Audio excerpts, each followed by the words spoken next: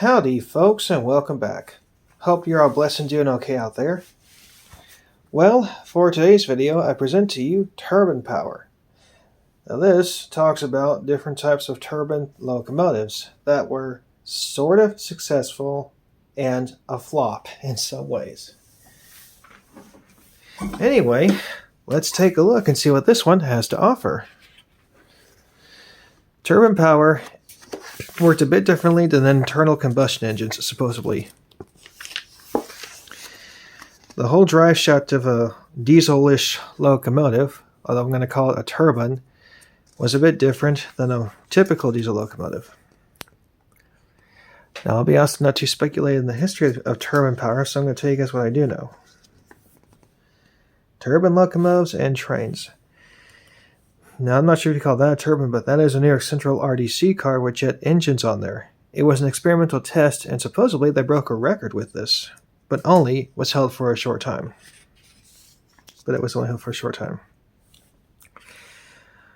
Locomotive ideas. This talks about some of the stuff that Baldwin did for the turbine locomotives.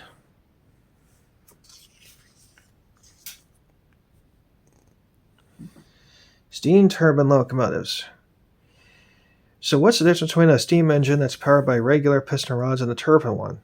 Well, it's driven internally for the most part and doesn't have a chugging sound. It's basically like a model train in a way. It's driven internally. The most well-known, no, we're not there yet. I'll get to that in a minute. One of the earliest renditions of steam turbines was this right here, built by General Electric. It looks like a diesel locomotive, but it's not. It's a steam turbine with a unique design to it. They only built a few of these, but they were not very successful, and the Union Pacific tested them. And that shows you how it worked on the inside. It kind of looks like an F unit combined with a centipede and an Alco locomotive in a way.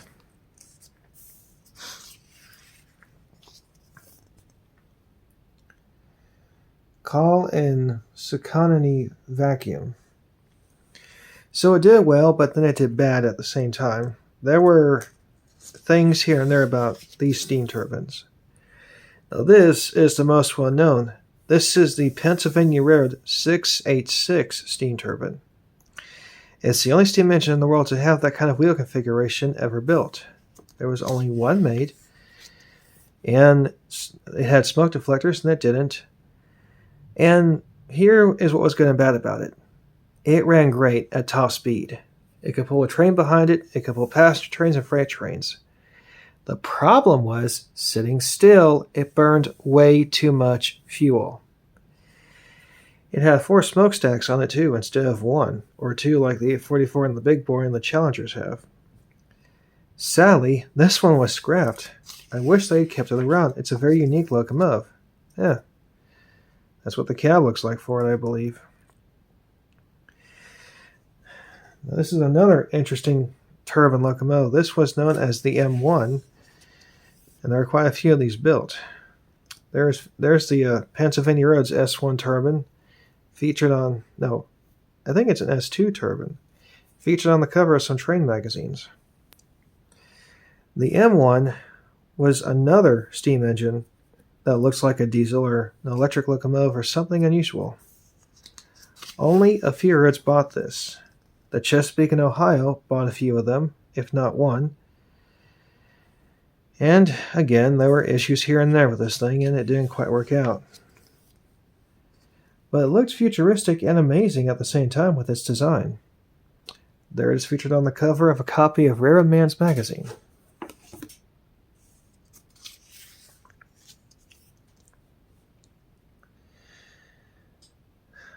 I'm not sure if they'll show up, but I'm hoping they do. Who else ought to operate this particular locomotive? There's the blueprints for it. A very interesting design. And there's the tender for it too. Here is the the Norfolk and Western's version of this engine. They named it the John Henry. Big and powerful, but again, suffered similar problems.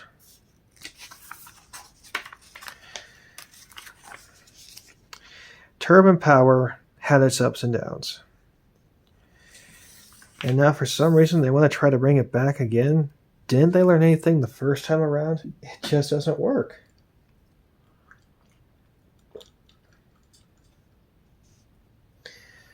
That's not entirely true, though. There were at least a few turbine locomotives that were successful.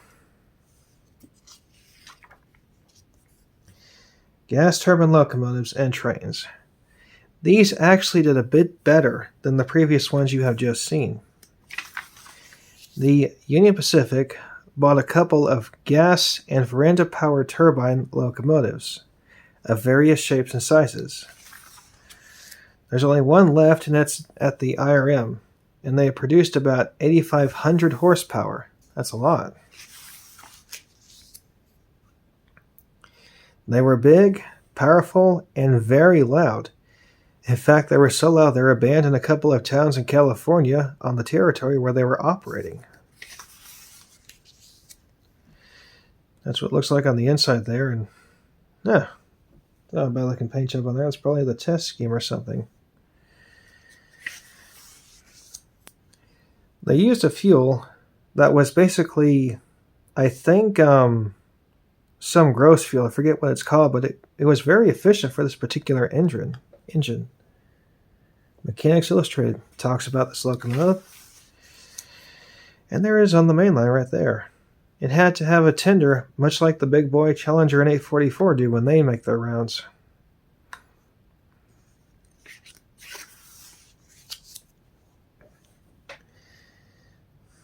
Now these are pretty cool looking right here. The pictures and the paintings of these engines. They're just amazing looking. As we all know, Union Pacific has a heritage fleet of steam engines and diesels. I think it's time they tried to bring that turbine back into service. But then again, maybe not the same way. Kind of shows you the inside and what goes into this thing.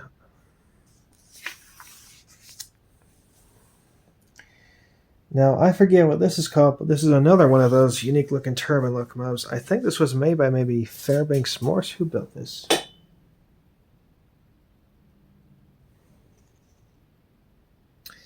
It's a Blue Goose, but no relation to the Santa Fe.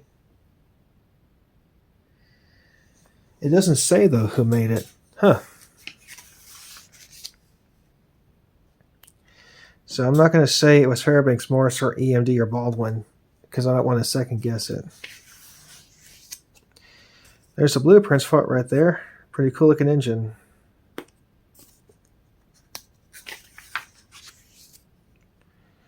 More internal parts of it. Yeah, it was all on one side. How about that?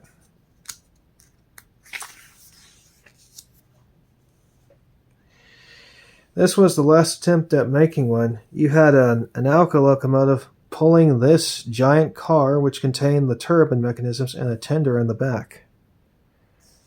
It was here and there. There's a company that makes this in HO gauge, and it is one of the most expensive model trains ever made with DCC and sound. It retails for about $6,000. It's made of brass and die cast, and I don't think there's any plastic on there. Here's the RDC car for the New York Central. They consider this a turbine engine.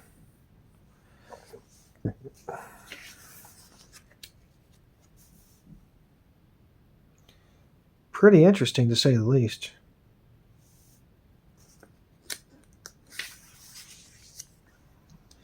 There's another turbine-style vehicle. I am not familiar with this one, nor do I know what it's called, but it looks like it could be a subway car of sorts.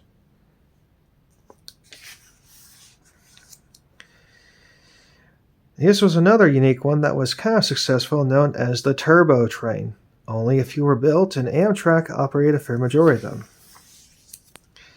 This thing was actually faster than the Acela Express, believe it or not. One thing I did not mention about the turbines that UP had in these is basically they're jet engines on rails.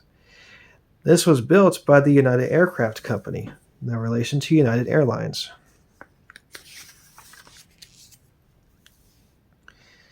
It was a pretty cool looking train, actually. You could sit up top behind the engineer and watch the tracks ahead. Canadian National had some too.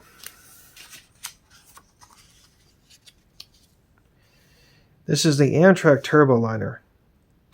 Now these were good in a lot of ways and served well on Amtrak on various lines and systems.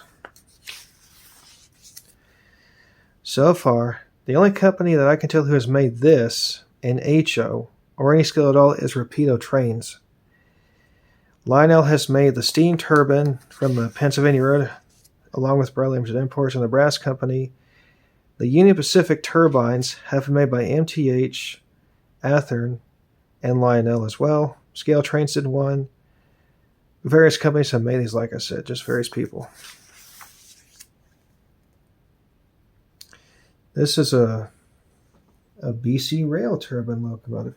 How about that? There are all these plans to take locomotives and put hydrogen or batteries in them instead of a prime mover. I think it's a bad idea, to be honest. This was a turbine locomotive that was being tested in the early to mid to late 2000s. It kind of looks like the Acela Express, but it's not. This was tested in Colorado at their transportation center. I know nothing about what happened to it, to be honest, guys. Even overseas, they are trying to get in on turbo liner trains, or turbine power. That's what I'm trying to say.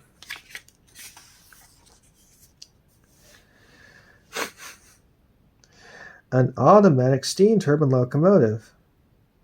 What could possibly go wrong? Atomic. Ooh. I can think of quite a few things that went wrong. Look at this design. Or should I say that would go wrong? Crazy. They were experimenting with all these things, as you guys can imagine. It was just quite something to see. Good thing this was not considered the tram tomorrow. The future of turbine-powered trains. I don't even know why they're still trying to bother. Steam locomotives have been around for over 200 years in the world. Diesels have been around for significantly less time than that. But they've done so much better than electrics and turbines have alone. I don't know why they just have. Nope.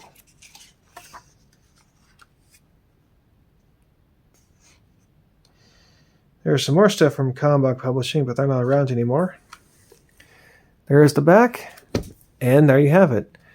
All right, very interesting book. So yeah, turbine locomotives are quite something, you have to admit. They came, they saw, and they left.